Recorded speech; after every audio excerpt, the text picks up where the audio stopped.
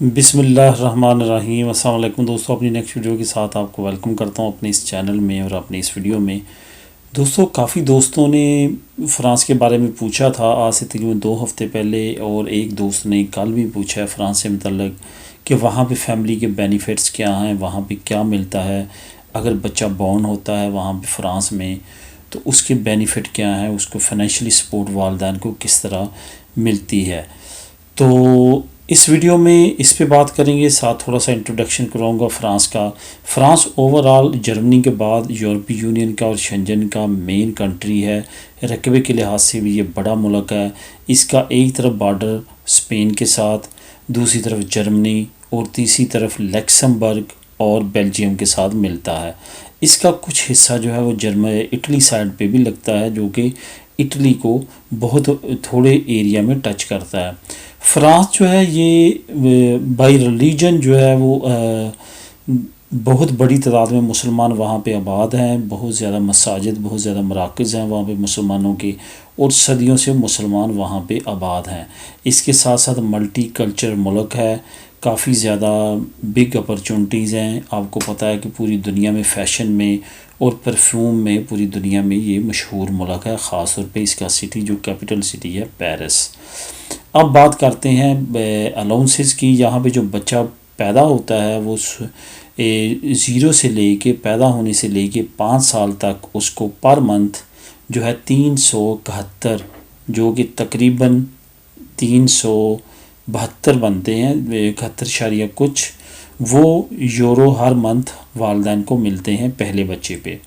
उस बच्चे की एज जब 6 से 10 के दरमियान होती है तो 392 यूरो मिलना शुरू हो जाते हैं। उसके बाद 11 साल से लेके आगे जब बालग होने तक 405 यूरो जो है उस बच्चे को मिलते रहते हैं। आगे एजुकेशनल फ़ंड जो है वो अलहदा बच्चे को मिलता है, अगर वो 18 के बाद भी अपनी एजुकेशन जारी रखता है। वालिदैन को उस वक्त तक मिलते रहेंगे जब तक उसकी उम्र 22 साल तक नहीं हो जाती, और प्लस वो पढ़ता रहता है। अगर वो 18 के बाद काम करना शुरू कर देता है तो फिर वो अलाउंसेस बंद हो जाते हैं। इसके साथ साथ जो और एक अच्छी अपॉर्चुनिटी है वो ये है कि अगर स्टूडेंट वहाँ पे 18 के बाद या 18 से पहले ऐसी भी हायर एजुकेशन लेना चाहता है जिस पे ज़्यादा एक्सपेंसेस आते हैं, तो गवर्नमेंट उसकी अलाउंसेस की शक्ल में, लोन की शक्ल में उसको बगैर इंटरेस्ट के स्टडी के लिए स्टूडेंट्स को देती है, ताकि वो बाद में जब जॉब शुरू करते हैं तो फिर उनसे वो जो लोन दिया होता है वो रिटर्न कर लेते हैं। ये एक अच्छी एजुकेशनल सिस्टम की मिसाल है जो कि फ़्रांस में राइज है। इसके साथ साथ वहाँ पे जो ओवरऑल इमिग्रेंट्स के लिए ओवरऑल पिक्चर है वो ठीक है। वहाँ पे काम अपॉर्चुनिटी भी काफ़ी ठीक है, स्पेशली वहाँ पे कंस्ट्रक्शन और पेंट के कारोबार से बहुत ज़्यादा जो है हमारी कम्युनिटी के लोग वाबस्ता हैं, वहाँ से काफ़ी अच्छा उनका रोज़गार चल रहा है। ओवरऑल दोस्तों फ़्रांस एक अच्छा मुल्क है, लेकिन अगर इसको कंपेयर करेंगे आप compare to Germany, compare to Belgium, Holland, तो फिर उनसे रैंक ज़रा लो है। लेकिन अगर वहाँ पे आपका अच्छा सिस्टम चल जाता है, specially business point of view से एक अच्छा मुल्क है। टैक्सेस बहुत ज़्यादा हाई नहीं है और गवर्नमेंट सपोर्ट करती है और अपॉर्चुनिटीज़ हैं।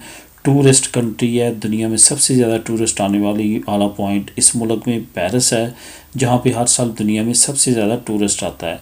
तो इस वजह से ओवरऑल अगर वहाँ पे बिज़नेस अपॉर्चुनिटीज़ भी देखी जाए तो ठीक है। तो दोस्तों ये थी ओवरऑल पिक्चर जो मैंने फ़्रांस की इस मुख्तसर वीडियो में आपको बयान करने की कोशिश की।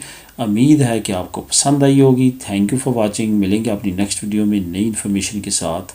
अल्लाह हाफिज़।